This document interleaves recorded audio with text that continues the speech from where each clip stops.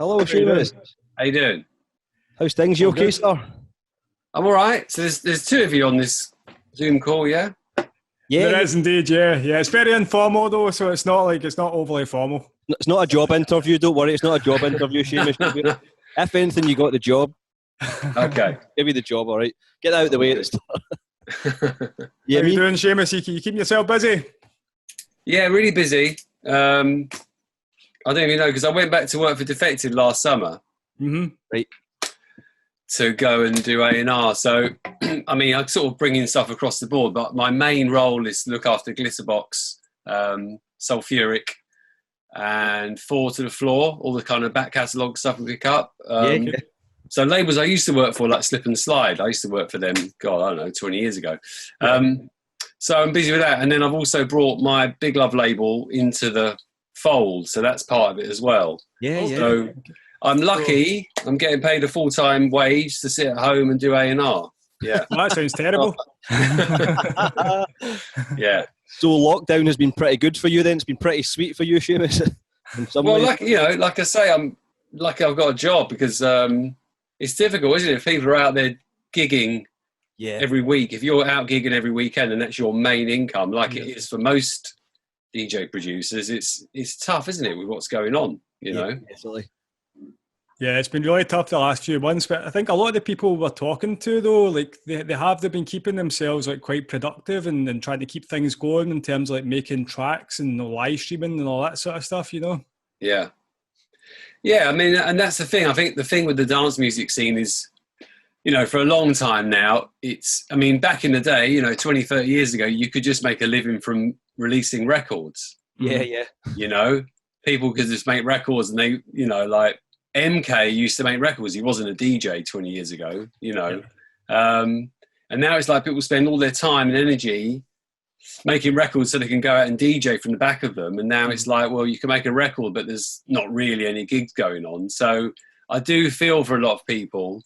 I think it's difficult, I think unless you've got some savings put away, or if you make the kind of music that does actually make money. So if it's music that streams, if it's very underground music, it's highly unlikely it's going to be streaming. But if your music streaming, then you're in a different ballpark. You should be okay, Yeah, definitely.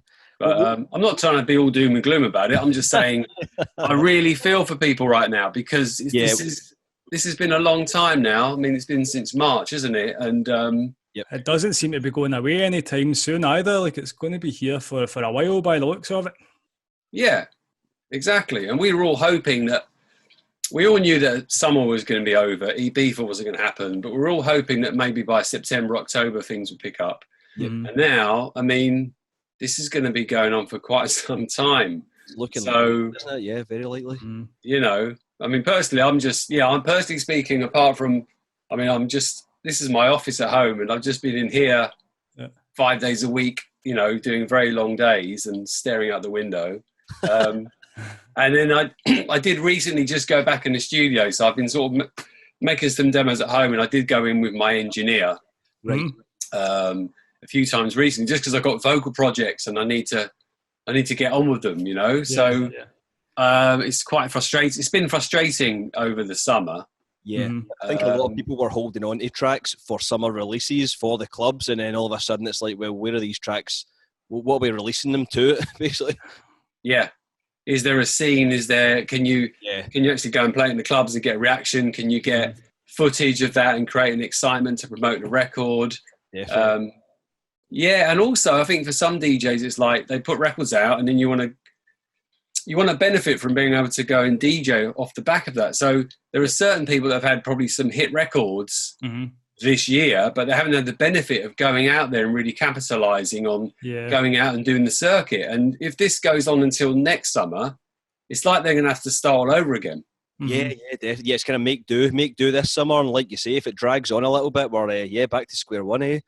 It's amazing how productive people have been in so many different ways, though. Every guest we get on, it's amazing. It's interesting to see how they've used the time and tried to make it as productive as possible. What they've been doing? Darning socks, rearranging their record collection. Me and John, John's just been cheering me up, basically, haven't you, John? We've just been having a chit chat here, I've just been Zoom calling him every day just to make sure he's staying sane. We just miss each other. We miss each other so much, Seamus. We had to Zoom chat each other. Oh, that's sweet. So actually, I was listening to your new track there, "Smoke It On Up," before we came on, Seamus. It's really good. I'm enjoying that one. Oh, thanks. Yeah, that was I think that came out last year sometime. I can't remember now. Right. Okay. But that's the thing, isn't it? So the way music is now, like something might be brand new to you because you just discovered it, but it's the way you discover stuff now, either on a dance download site or it could be on a streaming site, you know, and stuff getting represented all the time, whether it's on compilations or playlists. So it's quite good that you might have missed something, but then you can discover it again. You know? So what is it you're working on at the moment then? What's the kind of new releases that are coming out? Oh, crikey. Well, on my label, on Big Love, we just released a single by a guy called Birdie called Something for the Weekend. And I think that's the first single that's gone through Defected, where I've done, where it's going through them now. And that did really well. And we've just got a new one that's gone out, which is an 80s track called One Man by Chanel. Okay. Which some of the older heads will know. But it was a really big record. And it was like Frankie Knuckles was involved in the original and Dave Morales and Eric Cupper. So Eric Cupper's reproduced it, basically. She's re-sung it. She still sounds really good. She sounds amazing, actually. And then Michael Gray's done a remix as well. So we're just promoting that at the moment on Big Love. And then the one that came before that was my single called A Better Place with Kathy Brown. And that also did really well. Went number one on Traxsource in the disco chart. So, vocal records, I'm really enjoying going back in the studio, and whether it's A&R in records or making records myself, but just actually working on vocal records and new songs and working with musicians and just getting stuck in. I think there's a good scene at the moment. I'm really enjoying it. Yeah, you definitely sound like a very busy man. You're keeping spinning a lot of plates there. Yeah, well, that's just the Big Love label. So, but with Defected, there's so much going on. Obviously with Glitterbox, we've had a really good run with Shapeshifters, and they're working towards an album. So the last single they did was with Billy Porter, Finally Ready, that was massive, and he's obviously like mega superstar, really going off for him at the moment. If anyone's seen that program Pose, it's got a massive following. Vogan, is it the Vogan one? Is it about the New York voting? Yeah, it's all about the ballroom scene and the voguing scene. That's right. It's really good soundtrack. I mean, it's really well done. They know their stuff on that program. So that was just bizarre. He just contacted us. He just contacted Glitterbox and said, "I want to make a record," because he obviously enjoyed. Seamus, now you're saying that, honestly, about a week ago it just dawned on me, and I thought, is that the guy from that episode? Yeah. And it just dawned on me out of nowhere. I don't know where it came from. I thought, surely that can't be the same. And I just thought, no, I must have been making something up. But is that actually the same guy then? Yeah. The very same. Yeah. Unbelievable. So that was just bizarre because years and years ago, he did actually, he did have a music career, and he was signed to a major label doing R&B stuff, right? Yeah. And so the guy could really sing, and he just contacted us, and he liked what we were doing. And then it was kind of like, we looked at the roster and thought, well, who's, the biggest acts on the label is Shapeshifters, and put the two together, and then they came up with Finally Ready. Hey? That says magic was made. It's a crack. Yeah, it just happened. It was like, here's the track, and then the song was written, and that was it. So so that's all really exciting. And we've got Horsebeat Disco as well. They're doing some great stuff with Kathy Sledge, and they've got a new single out now with James Brown, and I can't remember the woman's name now. I've forgotten the name. Amy Douglas. That's it, Amy Douglas, who's amazing, from New York. Message to the People, that's the new single. And there's also an album that's dropping from them. So there's a lot of real A&R stuff that's going on, working with, singers and songwriters and producers, and then actually, planning a release schedule and trying to line up the singles so that it all builds into the promotion of the album, you know? Yeah. So there's a lot of that going on. And I could talk to you about this stuff forever. It's really exciting. It's a really incredible time I think just for dance music in general, because it's just that beautiful merge between the live and the electronic. Just seems like it's really came full circle, hasn't it? It's an incredible time. I've never been so inspired in a long time anyway. Yeah, it's good. I think there was, I think there was a time when the music got really, really serious. Yeah. It all got very techy and very minimal and very blokey, and, it was like the fun. Hey? Moody faces, very moody, very serious. Yeah, just a lot of that. And I just think it all got really serious and the fun had gone out of it. And I think what had happened was, when Defected started their party in Ibiza at a club called Boom, right, which didn't last long, it only lasted a couple of years, but it was close to Pasha in Ibiza. Yep. And basically, long story short, the owner said to Simon Dunmore, he said, look, do you want to do another night? And they literally had 2 weeks to think of another night. And they had this idea for Glitterbox. Mm-hmm. I think it was called, they came up, they were going to call it Glitterball, and then somebody suggested Glitterbox. And it was like, right, we're going to just play disco, and we're going to play classic house, and it's just going to be more uplifting and fun, and a bit of a throwback to the older days, when there was a lot of vocal house around, basically like when Defected first started. Yep. And I was working there 20 years ago, and we were putting out records like, Soul Searcher and Powerhouse, and because at the time, the climate, those records were going into the pop charts. That was just the way it was. Yeah. So long story short, that night started at Boom, and I think it ran there for a couple of years, and then that was it. It just grew, and it morphed into the label and events and everything. It's amazing how big Glitterbox has became, and like what it's became in such a relatively short period of time as well. It's absolutely massive. Yeah, I think it's 5 years. It might be longer than 5 years now. And I think when Melvo Baptiste got involved and started doing the radio show as well, it was just joining all the dots together. Like the events, the radio show, and then the label. And it all kind of feeds into itself. So there's a lot there. I think what's phenomenal about it is it's scooped up the younger generation, which is so inspiring. I think there's a lot of youngsters all taking notice now of that music now, and that it's like you say, it's joined the dots with a whole new actually, hasn't it?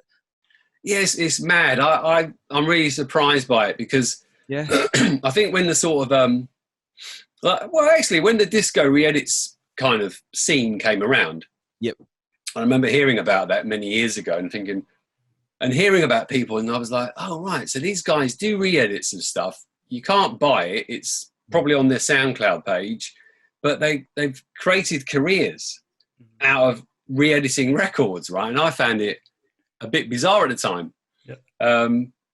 They're not actually producing records, they're just doing re-edits, but it's like the stuff they were doing, whether it was obscure or it was really well-known stuff, I guess they were making it more playable for today's dance floor, so it would stand up against other records that you play. Yeah. And I think it was like, so the older heads that already knew music were probably like buying into it, thinking, well, great, I can play this to a new audience and it sounds, sonically better.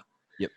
And then also, I guess the people that were listening to that stuff was a lot of younger people who don't know that music, and it's all brand new to them because they didn't grow up with disco. I think when I was growing up, it was, when I was 10 years old, I was probably aware of it. And, if you're born like, I don't know, if you were born like 20 years ago, then you really missed out on that. So they've been reintroduced to it.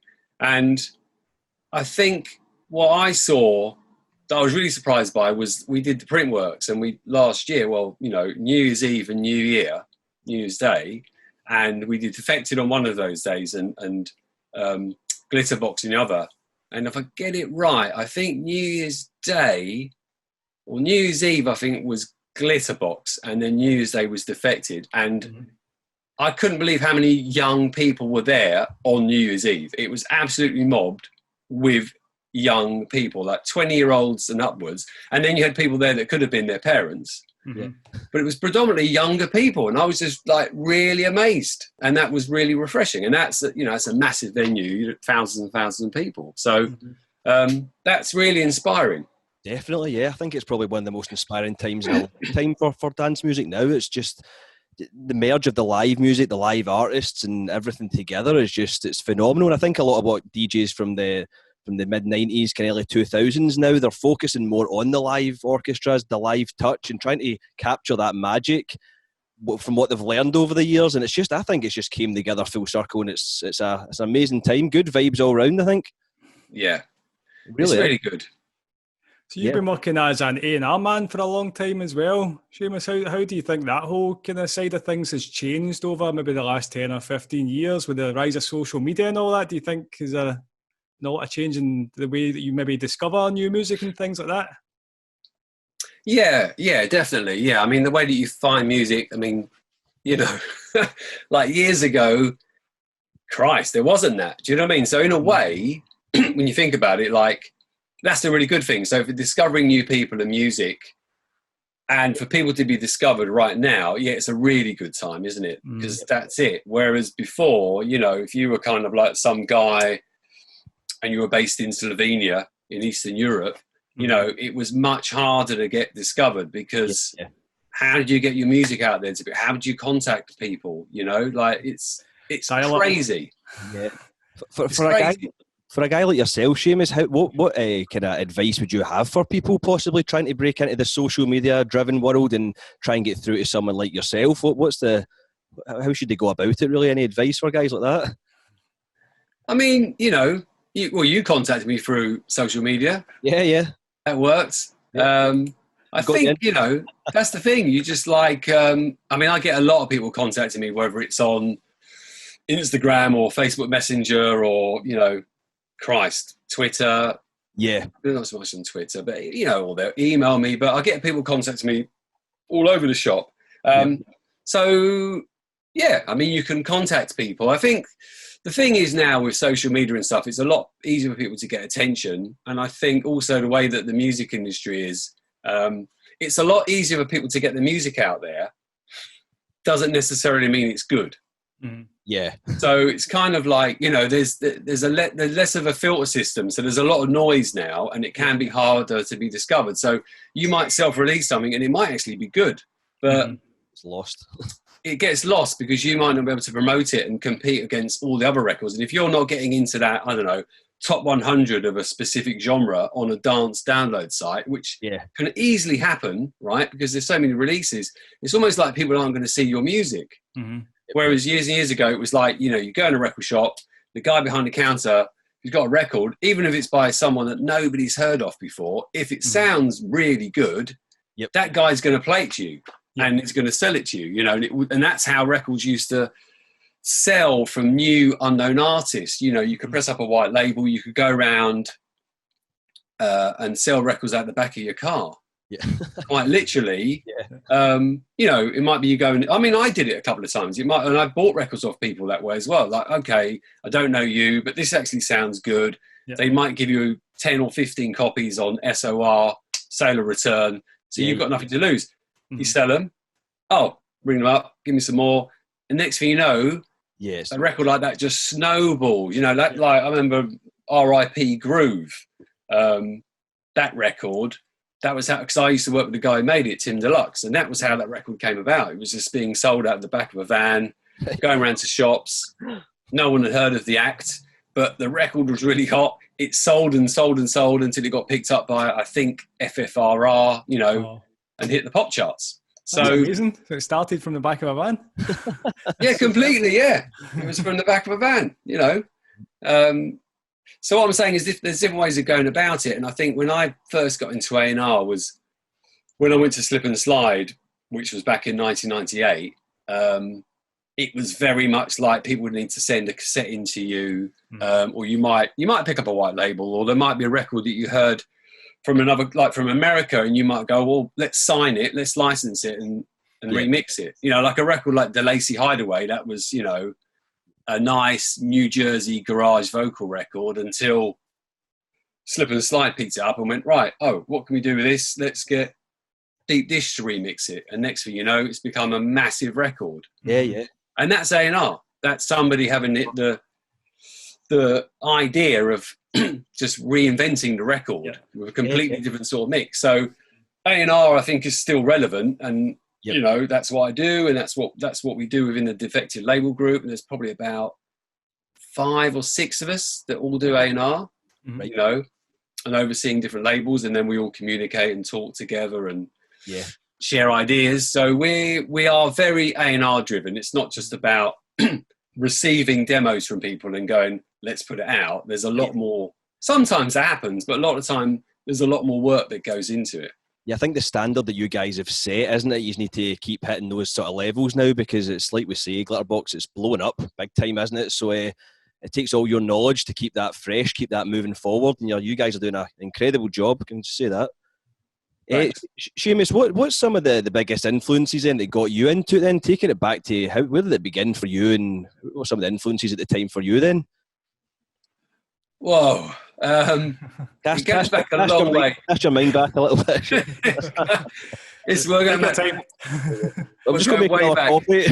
Yeah, we're going way back. The thing is, you know, I just wish, because I'm going back to the when I was first DJing, it was the mid 80s, and it was before house music had hit these shores. Yeah. So we were playing records, but we didn't realise these records were going to lead to this thing called garage, not UK garage, but before that, what we called garage and house music. You know, we didn't know. We were playing records, whether it was Colonel Abrahams or Strafe Set It Off or Serious Intent, you don't know. These kinds of records. And so at the time I was playing a lot of music, because I'd be playing that and I'd be playing hip hop and soul and funk and James Brown, and you know, it was all mixed up at the time in London. It was very mixed. Whereas, you know, Manchester that had Hacienda, they really jumped on the house thing really quickly, you know? And so I had a lot of influences. And I guess for me, it was black music. It was all of that, you know, it was soul to soul. It was what Barry K. Sharp was doing and Norman J. And then it was like some of the early things. There was a night called High on Hope that Norman J. did. It was a house night, you know? It was Norman J. and Frankie Fawcett. So there was Paul Travel Anderson at Dingwall. So there was all this stuff going on around me. I just wish that back then I probably had got into the idea of producing music quicker, or learned how to make music on a computer. I didn't really figure it out. I kind of got into that by mistake, right? You know? Okay. But yeah, I mean, all the people that really influenced me, I think once I got the bug, and really there was a point when you had to really focus on one thing. It was like, right, the way the music scene's going now, you're either R&B and hip hop, or you go down the house route. And I went down the house route in the late 80s. And then it was just what was coming out of New York for me, really. It was all like Masters at Work and Roger Sanchez and Todd Terry and that, like, and Kerry Chandler, you know, all that stuff just super duper influenced me. And that was it. American house music is what really influenced me. The big yeah. So how did the kind of journey into production come about then? You were saying you felt like you missed the boat quite early on then. How did you get into learning the production side of things?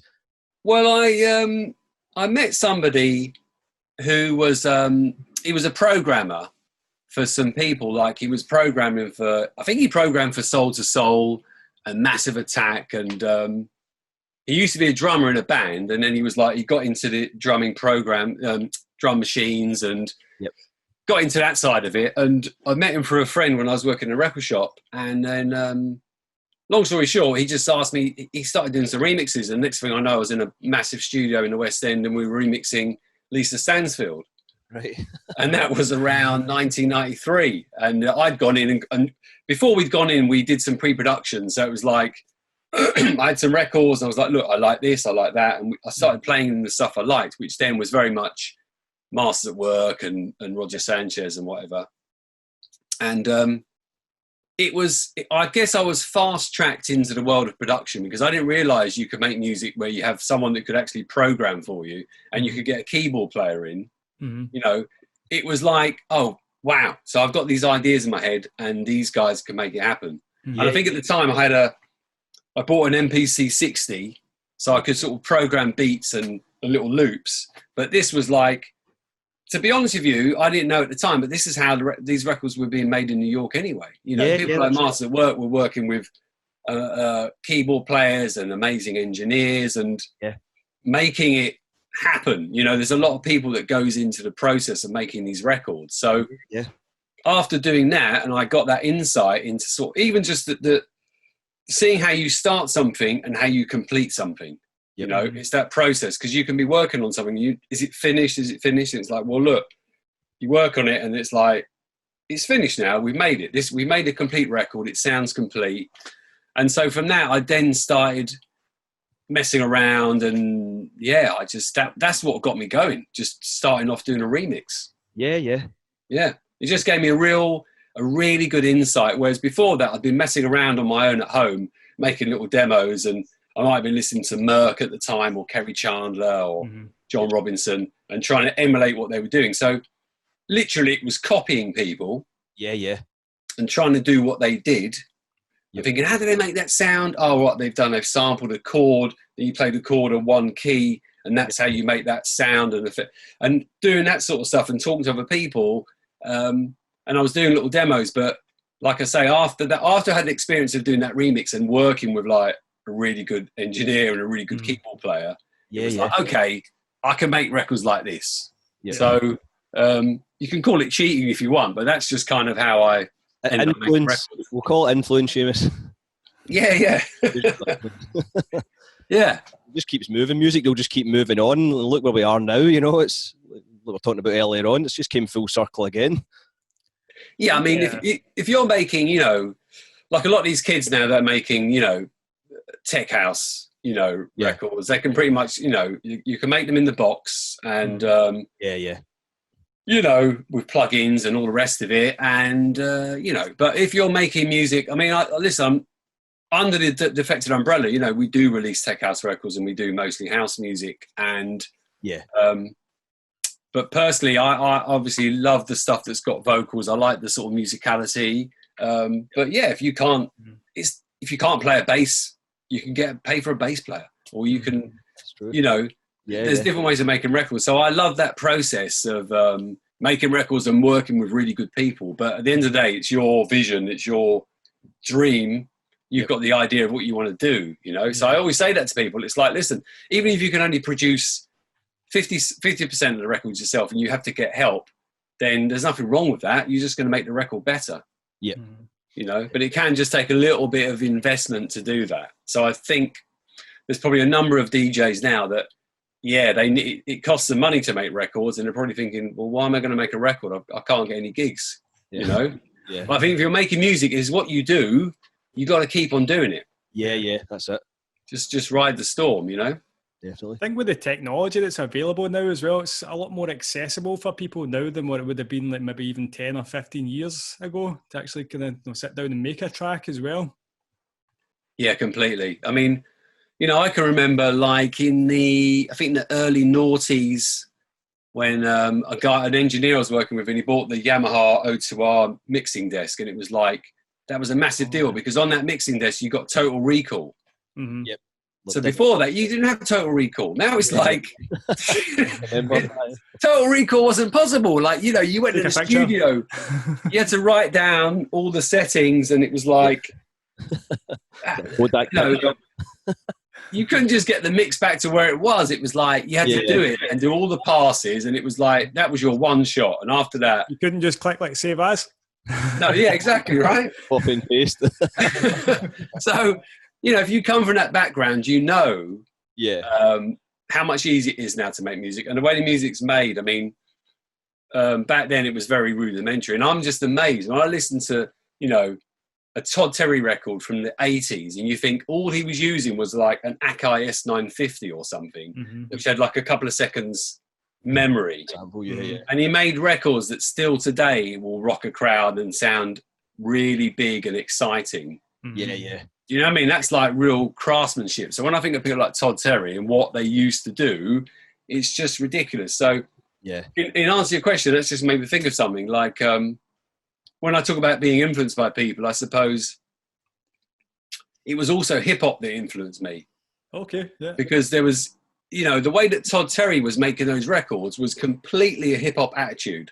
Yeah. He was just taking loads of samples and chopping them up and cutting them up. And it wasn't like the approach that other producers were taking, you know, like a Frankie Knuckles, for example, which was very classic, faithful, like songs, and either doing remakes or covers, or it was a more traditional method of making music. But the way that Todd Terry did it was ridiculous. And then Kenny Dope when he came on the scene. So again, I think hip hop was a massive influence on the way that records were being made and the machines that were being used. It was all very much the MPC 60, the EMU SP 1200. It was just that sort of crunchy, low megabyte, you know, low bytes. It was like a really crusty, rudimentary sound that was coming out of those machines. And the way that you would program was like you use them like a drum machine. That was another big thing. I think hip hop really influenced house music at the time. When we go back to those times, it changed the game a little bit, hip hop, didn't it, and how you can approach production. Yeah, completely. Yeah. I think there was a lot of disco influence and a lot of hip hop as well. So the amount of disco samples and stuff that were used across hip hop, you know, like even going way back before that, you've got it takes it back to that disco influence again, which again comes back full circle again, doesn't it? Yeah, definitely. They were mixing the two, weren't they? And I think, the thing, because I can remember, like when I was, I suppose, in the 80s, that was my thing, right? That was my entry into dance music. Was definitely hip hop, because in 1982, if you were a young teenager, when hip hop and electro funk hit the UK, that was it. It was all over. That's what you would have got into.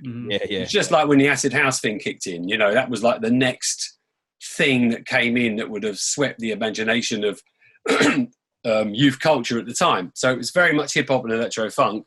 And I can remember, you know, buying records, and I'd buy disco records, but not for the actual track. It was for the breaks.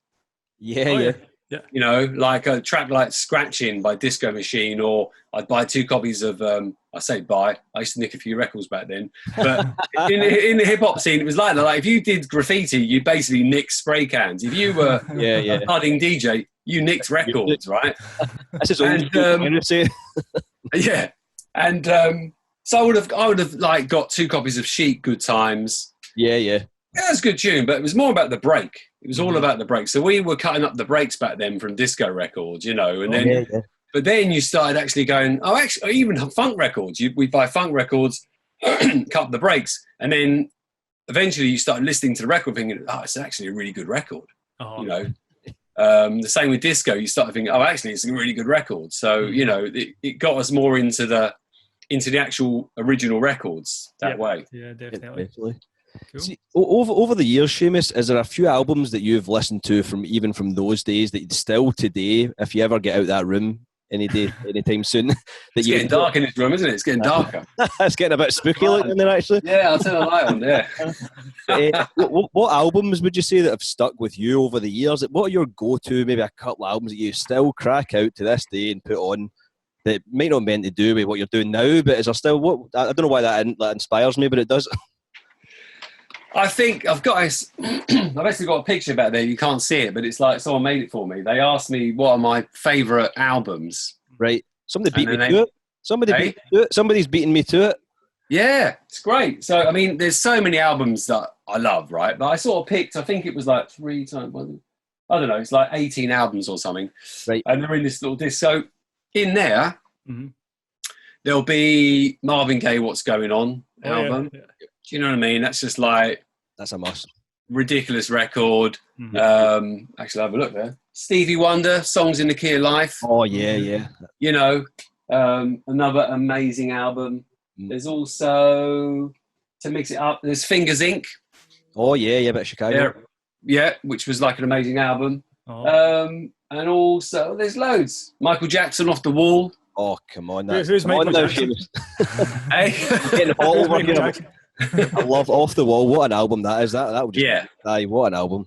So those kind of albums, you know, they're just timeless albums, aren't they? I think, you know, they sort of, for me, they cross boundaries. It's not about, I mean, it's black music, it's soul, it's funk, and it's disco and that sort of stuff. But something special. It's so broad that I think people that are in, they just go right across the board. Yeah, talking like almost 50 years old as well now, you know what I mean? So you look back at that, it's like, God, it's incredible to think they're still inspiring us even more so than they ever have 50 years or so on, Half a century. It's crazy. Yeah. So showing it. Yeah, I think those, a lot of those albums, they would, especially Songs in the Key in Life and what's going on, they were saying stuff that's still really relevant and pertinent to today. Things have changed, but only so much. Yeah, so whether they're talking about struggle or whatever, like, it's got meaning to it, hasn't it? And so it sort of stands the test of time. I think albums like that are quite sort of defining for their era as well. They kind of can encapsulate the sound of that period of time type thing. Like the likes like Michael Jackson, Marvin Gaye, and all, kind of the touch on like the 80s and the 60s and stuff like that, and can encapsulate the sound from that time. If that makes sense. Yeah. Yeah, completely. I don't think. I mean, look, there is. I don't want to sound like an old fart, and you sort of say, "Oh, it used to be better," but it's just that a record like an album like Off the Wall, that isn't going to happen again. Yeah. The way music's made now is just different. On there you got like Rod Temperton writing songs, you got Quincy Jones producing, and just a Michael Jackson who's like just a incredible mega superstar creative genius. It's hard to get that again. There are some amazing artists around today, but I'm just glad I was around when this stuff was going on. Stevie Wonder, I mean, again, just a creative musical genius. It still stands the test of time to this very day. So it's going to be hard for people coming along to do what they did, and the way they did it. Like really, you think about Stevie Wonder. That guy was really digging into synthesizers and drum machines at the really early stage. And it was only like Kraftwerk that were doing a similar thing in Germany. So really early stages of that, and it wasn't easy to make that music. I think what was great about it then as well, the musicians were at the absolute top of their game. So Stevie Wonder was just handpicking the absolute best that was out there. So they had the choice of the best on every instrument, you know what I mean? So what they were bringing to the table was just, it was unbeatable, wasn't it? Yeah. And now it's a different process. I guess a lot of the time you've got one man working in the box, making music electronically, it depends on the kind of music. But obviously when you get that many people involved in a project, you've got one person that's engineering the vocals, one person's engineering drum. I mean, you've got different people engineering different elements of the music. I mean, it's just incredible. Just the amount of talent that went into making those records. That's exactly why it's engineering perfection. It really is. Seamus, we could talk music to you all night. I think we don't want to hang on to you too much longer, but maybe just before we go, what can we expect then coming up now? Where are you taking things? What are you hoping that maybe 2021 will bring for you then in Defected and Glitterbox? Well, I think I'm hoping that we can get back to doing events. Like the next one we've got that's in the diary is, or in the calendar, is Defected Croatia. Yeah. So we basically just moved whatever, all the bookings, whatever was supposed to happen this year, we've moved it to next summer. So we're all hoping that happens and goes ahead. God, yeah. And before that, I'm not quite sure what's going to happen. We just need to see how it's going with live events. But, I'd love to get back out there again. It's just, it's quite unusual making records and releasing them when you're not getting to play them in front of crowds. That's, how they do. For me, is really weird. Yeah. So I think for me, it's more about, I think what I'm trying to do is spend more time. Yeah, I mean, I've got records I'm working on now. So there's a woman called Phoebe Edwards who sang on Boogie Tonight for me when I did the new version on Glitterbox last year. Yep. And she's also done a track with Melvo Baptiste. He did a single called Bad Company that did really well on Glitterbox. Yeah. And then I've already done 2 more tracks with her, which are both originals. So, because I don't want to just, Bad Company was a cover, Boogie Tonight's a cover, obviously. But then I went in with her and I got into doing a bit of songwriting myself. Like, I can't sing for shit and I can't come up with melodies, but it was like working with singers, like you can write the lyrics and then, so this is, that's a good way of doing it. But they come up with a melody.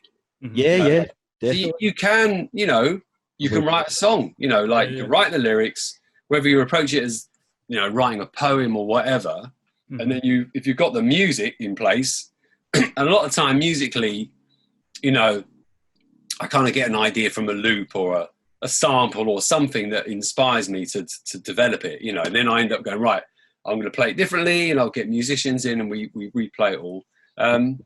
So doing more of that and investing more in records, in it costs me more money to make these kinds of records because of the people that are involved, the musicians and the studio time. So yeah, for me, it's about making more records like that. So I've got a couple with Phoebe Edwards. There's another one I've got, and I've got 2 other tracks I'm working on, which will be a bit more like a spoken vocal or a hook, not necessarily a whole song. So more sort of club tracks. But, you know, I have to just stay positive about the whole thing and think, well, look, definitely. You know, even though we're not out there DJing and there's nothing going on in that sense, it's like, well, just keep making music, just keep it going. You know, I want to keep feeding music into Big Love, and I want Big Love to grow and develop and be able to sign more records from people, which I've noticed is happening now, because it's always been very much about me making records for the label, and now it's like a lot more people are coming to me with demos and stuff. You're saying that Big Love's now part of Defected as well? Is it all kind of linked in together now? It goes through Defected, just like, you know, I also A&R for Sulfuric, and that goes through Defected. So all the promotion and distribution goes through their channels. So for me, it's really good because for years and years, I've just been a one-man band, and now it's getting harder competing with everybody else, you know, if you don't have that sort of social online presence. So now that I know it goes through Big Love, Big Love goes through Defected, I don't have to worry about the promotion. I guess it's like it's that collaboration process, isn't it, in terms of the way you make music, but in terms of the way you can maybe distribute it as well, just having that kind of big collaboration going on. Yeah, I think it's better to be, you know, in the mix with a bigger brand on a bigger platform, you know. So it kind of made sense to me, and so in amongst records, making records myself and trying to sign records, what I'm trying to do now, where I've been there for a year, is make records of other people. As in, if I talk to a producer, like they make a track, I'm trying to do more of the get them together with a songwriter and then find the vocalist for it, and doing the real A&R process. Because a lot of people don't even know what A&R means, which is artist and repertoire. It means you're managing the artist, but you're also managing the repertoire, which is putting those artists together with those singers or those songwriters. And it might be other producers, you know, but actually making records. Rather than just waiting for records to arrive in our inbox. It's like, and a lot of that goes on in the camp. I mean, with Horsemeat Disco and Shapeshifters and The Vision as well, another amazing act. It's just Questlife. You know, all these people they've all led to either releasing albums or albums are going to be dropping soon. And there's a lot of A&R that goes into that. You know, it's not just delivered to us, but it takes time and money to do that. You know, so it might be that, you know, it's the records that you sign might not actually be massive hits. They might just be really good quality music, but it's stuff that we love doing. And then we probably sign other records that are a bit more commercial, a bit more crossover, that might come out on Defected Records, but they're the ones that sell, you know, and just keeps the whole thing ticking. So then you're like, okay, look, we've made a lot of these records, or we've got a couple of these that will cross over. Then we've got our sort of, you know, the house stuff that we do on Defected Records and DFTD. There's stuff that's a bit more selective, a little bit more left of centre on classic music. And then we sort of indulge ourselves, I think, with Glitterbox. That's a real passion. You know, we really indulge ourselves in making those records because it's a lot more time and investment. But we love it. So it's a real luxury to be able to do that. I think that love shines through as well, doesn't it? There's something about the Glitterbox records. There's just, you can just feel that love from what you guys are doing in the music. I think it really shines through, definitely. So it's definitely worth the effort. Keep it up, Seamus. We want more of that. Thank you. Do you ever have time to sleep in between all this? We do, but we do work a lot. Yeah, it's just the way it is, because also we're working with Americans. You know, you're working with people around the world. So, but different schedules and timetables. Yeah, exactly. But I love my work. We all love our work. We're very lucky. We're really blessed to do what we do. So it's a real privilege. And you're doing what you're passionate about. That definitely comes through in the end product as well. What you're putting out there, though, it's like Paul was saying. You can feel that love and that passion in what you're putting out there. Yeah, completely. It's not a 9-to-5 job. It never will be. Yeah. I know this seemed like a bit of a job interview, Seamus, at the start, but you've sold yourself. You've sold yourself well, and we'll put you out your misery. You've got the job. I need it. You've got the job. We don't know what the job is yet, John. We'll need to make up a job for Seamus, but you've got the job, all right. All right, I'm there. You need to come up to Scotland, I'm afraid, though. Where are you based in Scotland, then? Just outside Glasgow, basically, John. Okay. So I'm in Paisley. I'm just outside. I'm actually right next to Glasgow Airport. Literally like a stone throws away from it. And Paul's in Curragh. I'm down at the beach. I'm down at the water side. That little kind of seaside town just at the other side of Glasgow, basically. Nice. Nice. No, I know some people from Glasgow. I can't understand what they're saying half the time. Yeah, well, we've been going to try and get a translator on here, but maybe we'll do you're very clear. You two are great, but honestly, it's like, it's interesting because some people they don't slow. Because if I'm talking to people, I'll slow it down because I can be very London. Yeah, and I'll speak a bit slower, more deliberately. But some people just don't give a shit. They'll just speak the way they speak. I'm like, I'm only getting half of this. You know? Especially when you're in a club. Yeah, oh my God, yeah, exactly. Like, yeah. Should I laugh? I'll laugh. I'll smile. I pretend I know what he just said. He might just said his dad just died or something, Yeah, I think the Glasgow accent is quite a thick accent. We try our best to slow it down for everyone, Seamus, because when me and John talk to each other, it's probably like 100 miles an hour. But we try our best. Yeah, we do talk quite fast up here, actually. Seamus, I was going to ask you something else just quickly before you go. So you've been DJing for about 30 years now, by the sounds of it. More than that, maybe? Probably 35 years. 5 years. So it's more about the kind of technology side of it. So I'm guessing you must have started on like Technics way back when, on that kind of setup. Yeah, but to be honest with you, when I started, Technics decks are really expensive, right? So a lot of guys I knew that were sort of learning how to mix and scratch and stuff would have got some sort of direct drive turntables that were pretty rubbish, but they were cheap, Yeah. But I'll tell you how I started. I started with my parents' old music centre. Right. So not a hi-fi, but it was this sort of long thing. We had a turntable, a radio in the middle, and a cassette deck, right? Oh, yeah, okay. So I had a music centre, and I had a portable cassette on the side, yeah? Right. And I used to just like play something on the cassette, and then I would get the record on my headphones, and then and it was belt drive, right? There's no pitch control, but you could wind it with your finger, or you could hold the side of the platter to slow it down. It wouldn't slur because it's not direct drive, right? It's a belt drive. Yeah. So that's how I used to mix. So I'd be mixing the two things together for like 2 or 3 minutes, and my mates would be in the room watching me like amazed. And then a friend of mine who's very clever said you could actually record that. So I plugged the microphone into the music centre, and it would record the record, and it would record the cassette that was playing in the room. So they weren't coming through the same speaker system, but it's like you could hear them in the room. Yeah. Okay. And that's how I started. And then got to have a gentle touch with the belt drives as well. Yeah, they have a gentle touch. Yeah, but then I worked out how to scratch. I just taught myself how to cut and scratch, and that was it.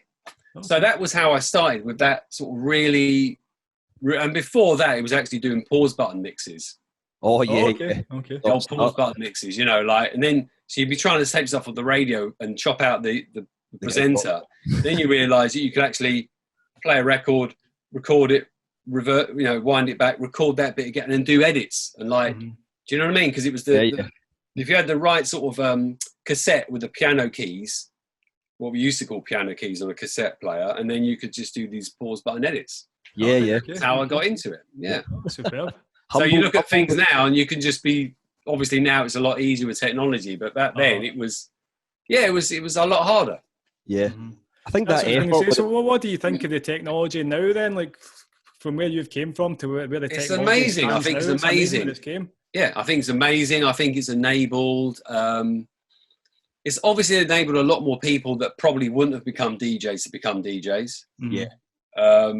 Because obviously you could buy I don't know, Ableton, or I can't remember what these things are called now, Tractor, you know, and it virtually mixes it for you, right? So, and I think that's good and bad, because I think, you know, a lot of people don't understand the basics of mixing. Yeah. You know, they just think, oh, I can do it. But I mean, if I listen to I've got mixtapes. I think I've got a couple of drawers here. I've got cassettes from literally 35 years ago, mixtapes. If I play them now, I'm definitely going to cringe listening to them, because I want to hear that. Like the mixing might be all right. Yeah. But I was probably mixing things for 2 or 3 minutes. But if I listen to it now, it sounds god awful, because I was probably mixing two things that are out of key. You know, and not all over the place and all that. Yeah, and then you kind of work out. Once you do work out, it's like, oh, right. So it takes a while to work out how you should mix music and where you should mix it, and all the rest of it. But I think the technology is amazing now, and you know, it's amazing that you can literally just turn up at a club with a USB stick or fly around the world. Yeah, with a few thousand tunes. Yeah, not carrying the record boxes about. Yeah, and I did a lot of that. You know, I've got 1 inch shorter than the other. Definitely, because I was always carrying records on one side, you know. Shoulders. Yeah. But you know, it's amazing, because it's just young people today have no idea of that they can't conceive the idea that you DJ'd and you didn't have a Pioneer mixer that's got effects on it. Yeah. Or CDJs that tell you the BPM, and it's like, how did you used to mix? Well, we used to mix with records, and there were no effects units. Yeah. I think with the records, it forces you to use your ears, doesn't it? I mean, me and John caught the tail end of, we started on records as well, and it forces you to use your ears, and you're using the shade of the grooves for breakdowns, and it really, you zone in that little bit more, I think, doesn't it, compared to relying on your eyes on waveforms. Mm-hmm. Yeah, and it's hard though, right? If you go, like, you know, there's been a few times I've done vinyl sets, and I'm like, whoa, how did I play records? Because so many of them just fade out. Like house records, they just fade out at the end, or there aren't 16 bars of drums on the intro. It's like, I don't know, it starts with some pads, or it starts off the beat, or it's just, the records weren't made in such a DJ friendly way. So you had to be, and then I remember like I'd literally buy a record that I didn't like, but it might have had some really good bonus beats on it.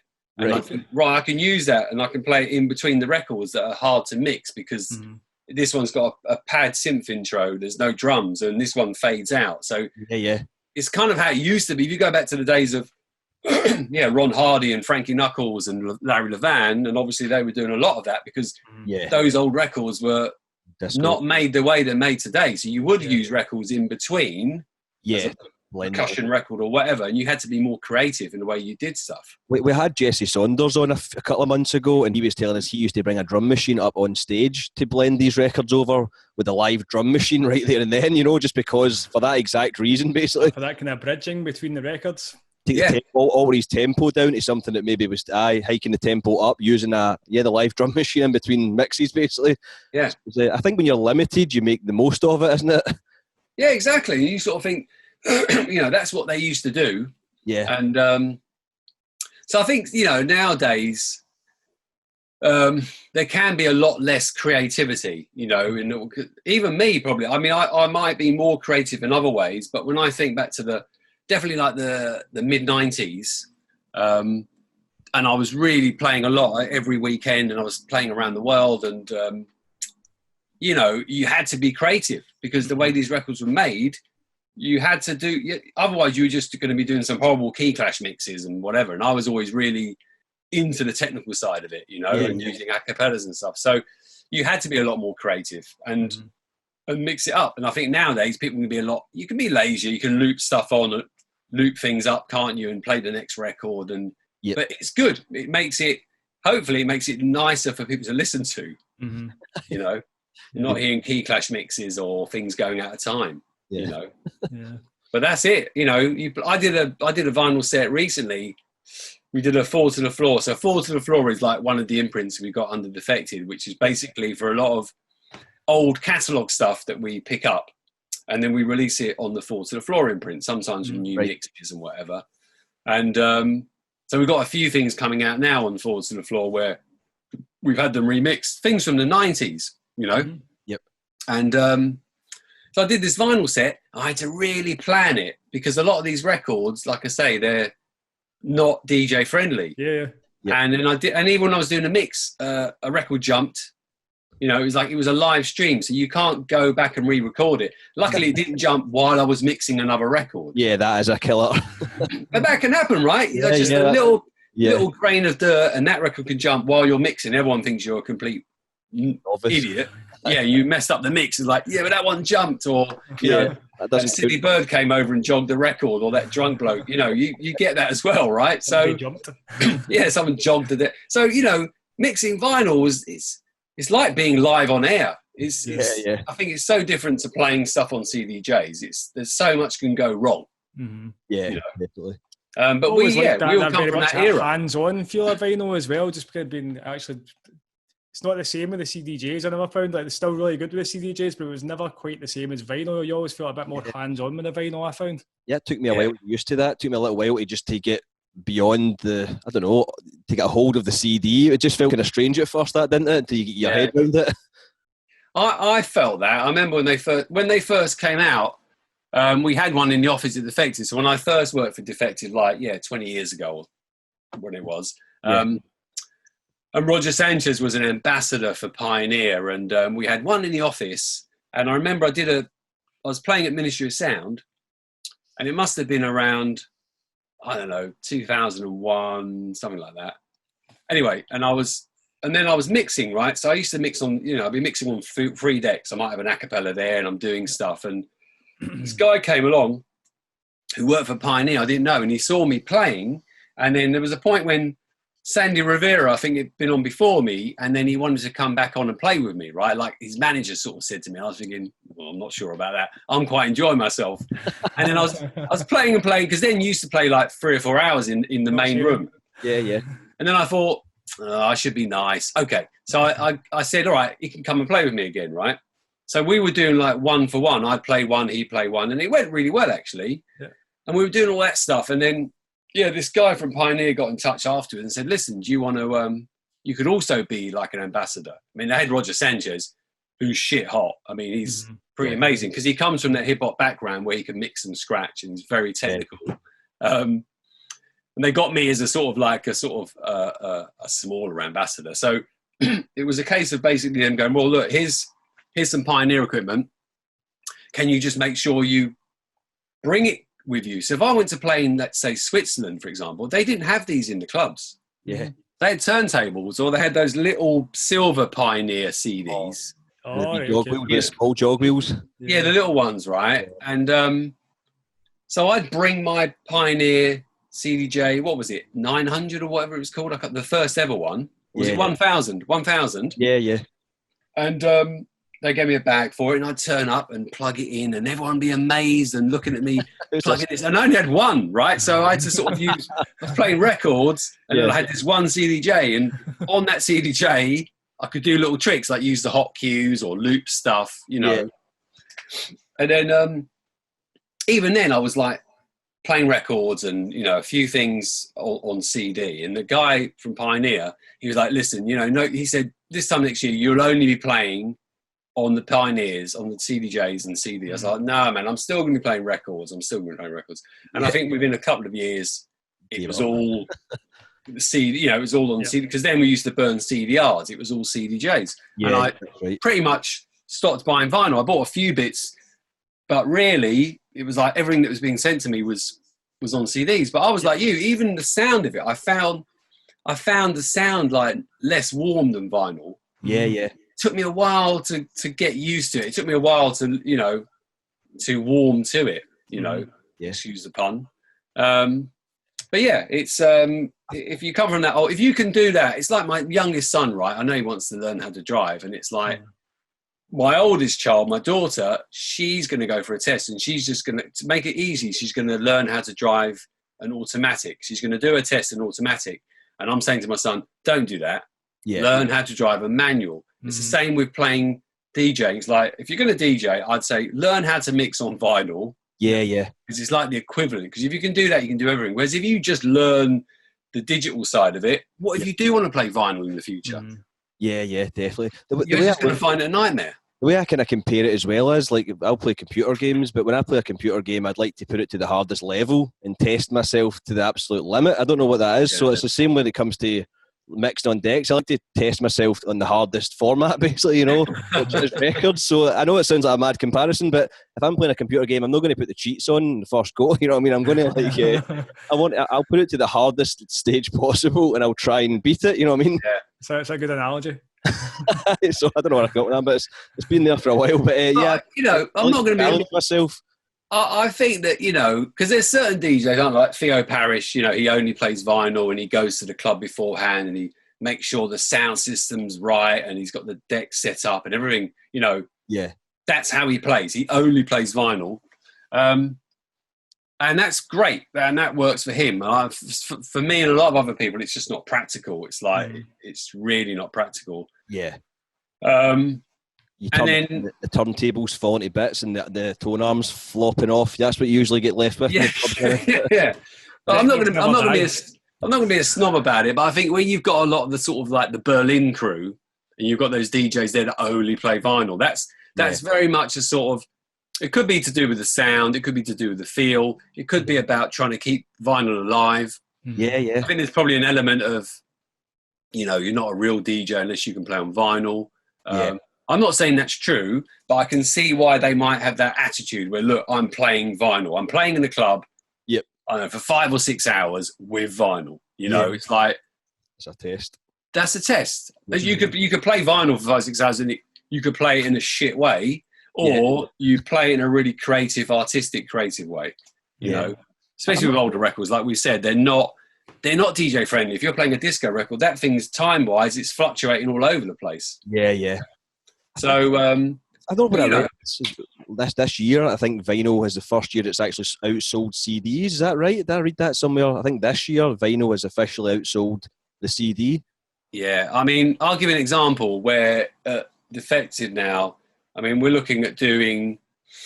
we did the Dr. Packer Volume 2 of Different Strokes album. Yeah. We didn't even do CD. We just did vinyl. It's crazy, isn't it? It's like the CD market has shrunk. I think there is a CD market.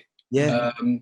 Like friends of mine will buy a lot of stuff. Like if they want, I don't know, Songs in the Key of Life, Stevie Wonder album or something like that. Or like I can see you've got Pink Floyd on the wall there. Yeah. They might just go, I'll just buy a reissue CD because it's obviously lossless WAV quality. Yeah. And they'll just buy that. They'll buy all the music that comes out on CDs and then they'll like burn it into their computer and then they can play it digitally, Yeah. Mm-hmm. So you've got those kind of buyers, and then you've got, I think, younger buyers. What we've noticed with Defected and on our labels is there's just a lot of people now that they want to buy vinyl.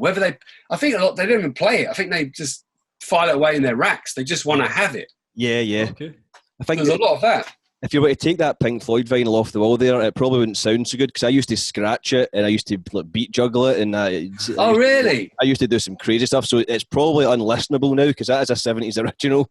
But I used to mix it into music, basically. Do you know that great kind of synthesized section at the start of Dark Side of the Moon near the start? I used to kind of blend that and scratch it up and pretty much ruined the record, Seamus. But what character, basically. So some of those ones are 70s originals that have been, fair use. I did not hear you do this, Paul. Have you recorded any of this anywhere? I have actually. I'll need to send you over, John. It was my more creative days. Put it on the page. Put it up on the page. Probably scare people off the page. But yeah, I think that is it. Like rather than just having it as part of a collector's item, me and my girlfriend will go around the charity shops, scoop them up, and play them. We'll just get them on and actually play the music, basically, rather than actually building the collection as such, But it is incredible to think that the vinyls have actually outsold CDs for the first time in a long time. That is that's a shift and a half this year. That's one positive that's come from this year. Yeah, I think it is a novelty. I think there's a lot of people, a lot of kids that have grown up. They've not grown up with vinyl. Yeah.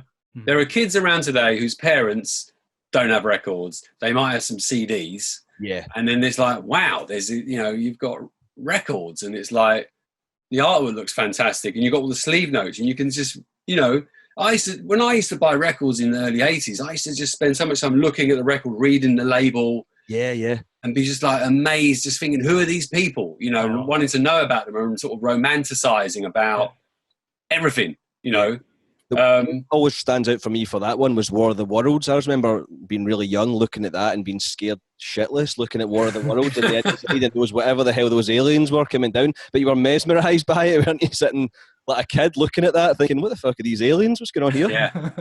So that imagery, like that Pink Floyd album, obviously a lot of Pink Floyd albums have got great artistic imagery going on, haven't they? And it's like there's not so much of that attached to the music these days. Yeah.